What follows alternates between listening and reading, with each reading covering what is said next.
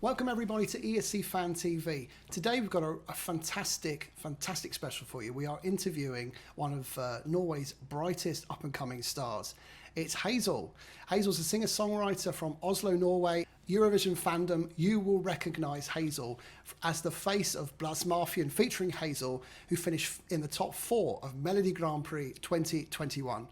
HAZEL's what's known as a musical triple threat. She can sing, she can play musical instruments, and she can write absolute bangers. We say hello to our very special guest this afternoon. We say hello to HAZEL.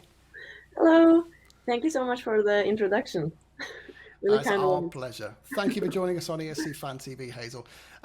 Let's go back to the very start. Let's talk about your introduction to music. You started in music at a very, very young age. Learning how to play the guitar and piano. Do you recall your first moments in music and what sort of drew you to becoming a musician? I think I wrote like my first song when I was in first grade. Of course, it was no good, but I was like, okay, I wrote a song. And the thing is that I've always been into music. I always loved singing, but none in my family are like into that. So I had to do like everything myself. So guitar and piano and everything, I'm self-taught. And I remember my uncle, he gave me the Alicia Keys album, As I Am, when I was like, how old could I have been? Like 7 or something. And I remember I listened to that album so much. And I feel like also that kind of genre has inspired me a lot to what the music I make today. So my genre today is more like R&B, pop, and like Alicia Keys, I play the piano and all that stuff. So just my whole growing up has been, I've always been very supported by my family, and they've always supported me like doing music, but none of them have been able to teach me anything because they don't know anything. So that has also been, I think, nice for me, because then I could just like figure out myself what I want and like create my own path kind of. That's really nice. Have you got any other influences then in your from your early career, or even now? You know, are you continually finding other artists that inspire you as you go along to develop your style? Yeah, totally. I find like there's so many great artists these days, and so much new music coming out every day. So I find it also hard to like keep up with all the new music. But of course, I really love the music from like the 2000s and the R&B stuff, and Usher, of course. I'm a big fan of Usher and like Beyonce and Rihanna and all those people. So yeah. Big fan of Rihanna as well, I have to say. Yeah. Absolute classics. And she's got quite a few bops, HAZEL. So if you think about some of your first songs, let's go back to some of your first hits of the last 12, 18 months or so. Think of You, Confessions, and Find You. Now available, by the way, guys. You can stream them on all good streaming services. Think of You and Find You are absolute bangers. Make sure you go and check them out. In collaboration with Yaro. So dance, is that one of your kind of favorite genres? Because it's one of mine, and this is everything to me. Yeah. Yeah, so I really, really love EDM, and I love working with, because I'm a top liner, of course, and a songwriter. And I think I figured out that the way I sing, I have like a deep voice, kind of an R&B voice, and I feel like that is a very good fit with the like EDM tracks. So I really like working with DJs and making EDM. Yeah, and it does really suit your voice. Absolutely does. It does. And also, I mean, in some of the videos, you're so charismatic with your performances as well. It definitely fits that type of genre. Thank you. One of the other hits you've had over the past few months now, because we're coming into March, and this was released in November, is a cover of Britney Spears' Baby One More Time, which everyone will remember. Still doing it today, Britney, but this was a collaboration with Donna, a Norwegian DJ and music producer. Why Britney's Baby One More Time? What was the inspiration? It was actually very random, because it was like we made it when Corona first started, like in April. So I live in Stockholm, but then in April I went home for like 2 months back to Norway to just like live with my mom basically, and just do music, because everything was in lockdown and I like lost my jobs and couldn't gig and anything. So I was like, okay, let's I'll just go back home. And then Dunisco, he's a very good friend of mine, and he lives like 20 minutes away from me. So we just like spent every day in the studio together and just made songs and wrote songs. And there was one day I was in a very like Usher and Britney period of my life. I just listened to those. And then we were in his basement like making music, and then it was like 4 o'clock or something, and we were like so tired and just goofy. And then we were like into this, like looking at a playlist, and then Baby One More Time was there, and I was like, why don't we try to do that? And then he was like, yeah, and then he like put in the piano and started the production, and then I just sang it, and then we were like, okay, this is so cool. It is a fabulous track, though. It brings me back to my youth, I've got to say. So then we come on to your latest release, Lifetime. So that was debuted back in February, earlier this February. And I can't believe we're nearly into March. This is crazy. So it's also featured on your upcoming LP by the same name. And it's currently had over 250,000 streams on Spotify. Amazing. I know, it's crazy. Congratulations. Yeah, that's so crazy. Actually, it feels so good to just like get the what's the word, like confirmation or something like that. Absolutely. What I'm doing, people like what I'm doing, so it feels amazing. It's the little message that comes through in your inbox, and you go, yeah. Do you think Lifetime could be considered classic pop, or what was the inspiration for Lifetime? I remember I wrote this song in Nashville when I was there, and it was me, Keith Williams, Tommy Lee James, and Vanessa. And we were just like talking about, okay, we want to write a song, what do we write? And then I had just like met someone that I was in love with, and then Vanessa also, she has had like a long distance relationship with her boyfriend for so many years, but they are just like working so good together, so he's like her soulmate or whatever. And then Tommy, he was like, yeah, so I have this idea that goes like, I could spend a lifetime doing what we're doing right now. And we were like, okay, yeah, that's nice. So then we just spun on to that, and I remember the first verse is, I like the way my head feels on your chest. And Vanessa, she talked about like how she hated hearing someone's heartbeat. That's like she hated that, but with her boyfriend, she loved it.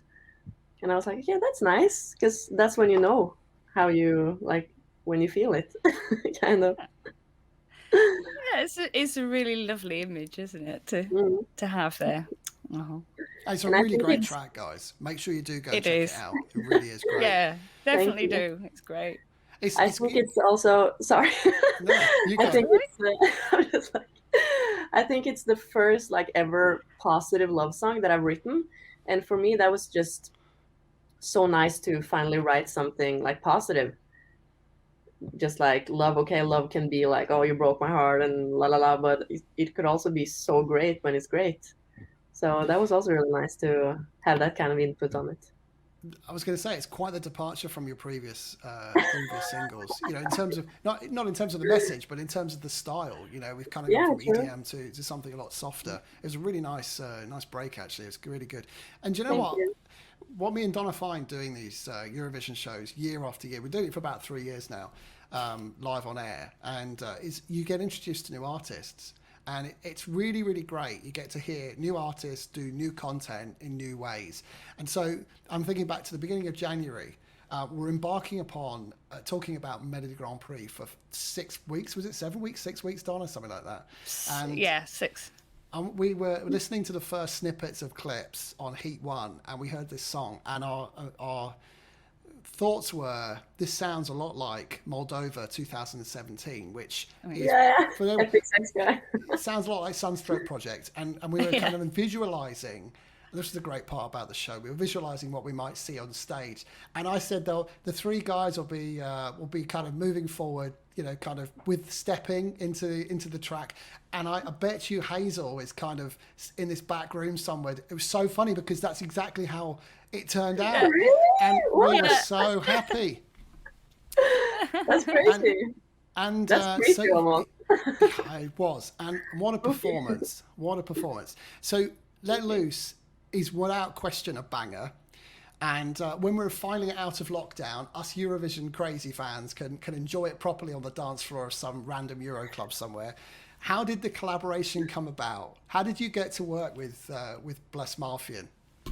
Okay, so this story is really crazy, actually. It's so random, like a lot of my stories are. I don't know why, but so the thing is that before I moved to Stockholm in 2019, I lived in Oslo. And then I remember I was going to go away for the weekend or something. And the guy who produced the song, Benjamin, we know each other from before. And I had never met Blåsemafian at this point. And there was like 4 hours until I was going to take the train home. And then I got a message from Benjamin like, hey, I'm in the studio with Blåsemafian. Can you come and sing on something? Because then they had already made the instrumental, and then they wanted someone to sing on it. And Benjamin was like, okay, I know a girl that can sing. And then he called me and I was like, yeah, I'll come.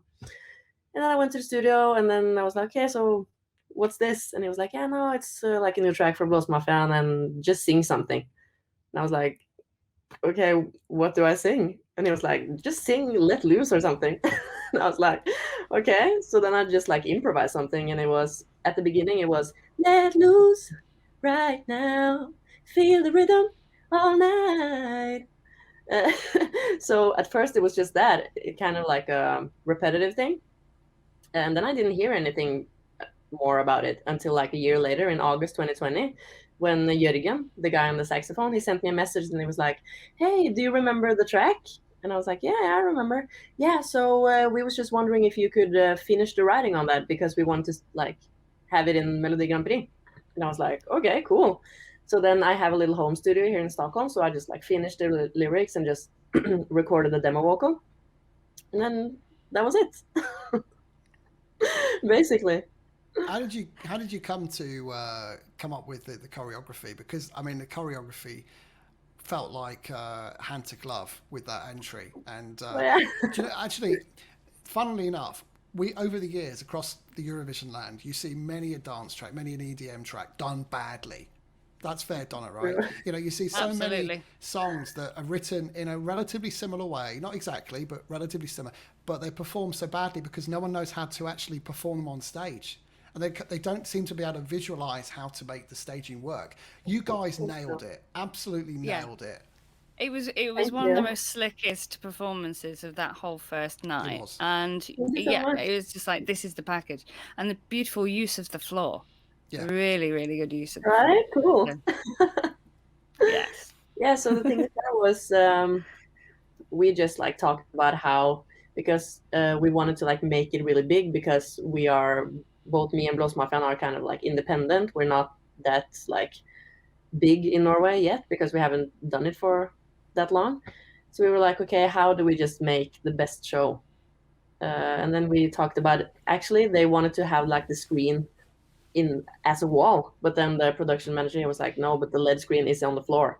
And they were like, okay, but so how do we do that? And then they decided, okay, let's just lay down on the floor. So yeah, I'm really happy about how it turned out. Yeah, it was absolutely genius. Really genius. Well done. Just lay down on the floor. That works. Yeah. But it did. Amazing. Yeah. At first I was really scared about it, because it was like, okay, have you ever tried to sing while laying down? It's so hard. But then yeah, it worked out some way. Well, we're very glad that it did. So you guys were then up against JORN in the final duel, in semi-final one. When the votes were about to be announced, what was going through your mind? Oh, I remember I was like, it was that kind of moment where I didn't really feel anything, kind of. I was like, okay, everything can happen, because I knew that Blåsemafian, they had been such like great with gathering like the whole music community and the, I don't know what it's called in English, but like people playing instruments at like a school band or something. So I knew that they had like a lot of support from them, but I also knew that JORN is like a big star and everything. So I was really like, I was just like, okay, anything can happen, and if we don't win, I'm just really happy to have this experience, and if we win, that's also great. So, but I was really happy when we won. It was really, really great feeling. Sadly, you went on to the final, but you didn't win. But you did make the top 4. And when I reflect on Melody Grand Prix, hope you won't mind me saying this, I felt it was an incredibly strong lineup this year. Probably one of the strongest national finals that I can personally remember in Eurovision history. And I was so delighted to see you guys in the final 4 because I thought it was very well deserved, very well deserved.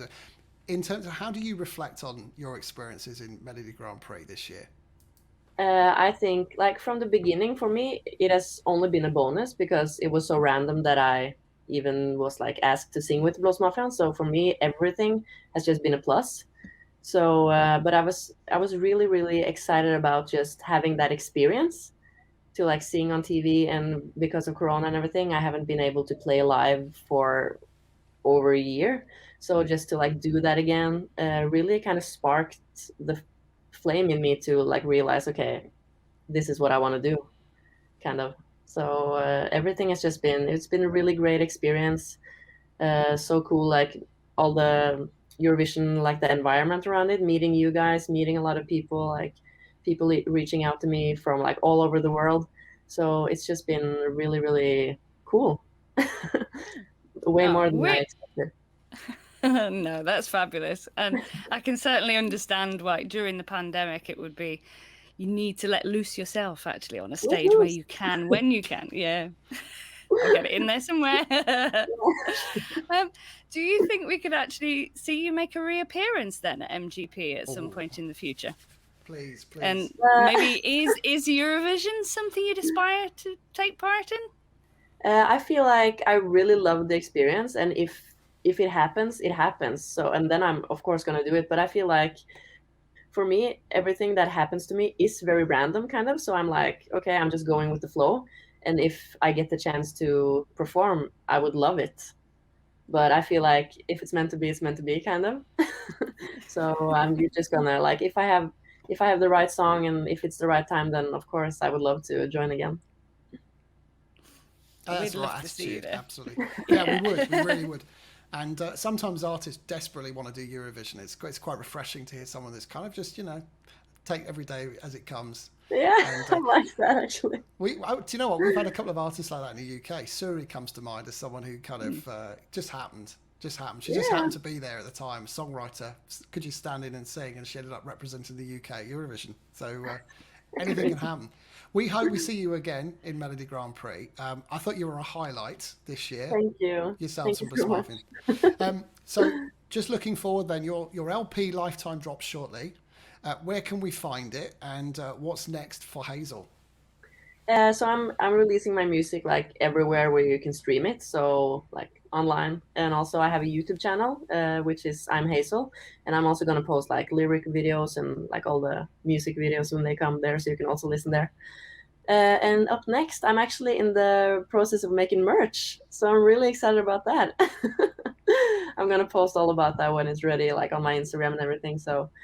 And also just make a lot of music. I have a lot of songs that I've written now, but I haven't finished yet. They're like 80% done. So now I'm just gonna like finish all the songs and release a lot of music. Like in the summer, I have some collaborations with like DJs and going on. So hopefully I can play live as well, because I have a band, but I have nowhere to play. But as soon as the world opens up, I really want to like play live music again. So hopefully that will happen soon, and also just like release a lot of music, basically. Fabulous. So make sure, guys, you check out Hazel on our YouTube channel, I Am Hazel, but also across all good streaming networks. Go and check out her back catalogue. It's absolutely fantastic. Hazel, thank you so much for joining us. It's been such a pleasure, such fun. Thank you. So lovely talking to you guys. Yeah, and we hope to see you again. And look, good luck with your new LP and all the work you're doing. And we're not far. I mean, in the UK, we're kind of close now, or closer to the finish line with Corona. So hopefully, every other country around Europe, and we'll be able to get out this summer and actually start performing again. So yeah, from ESC Fan TV, thank you so much for joining us, and we hope to see you again. You will.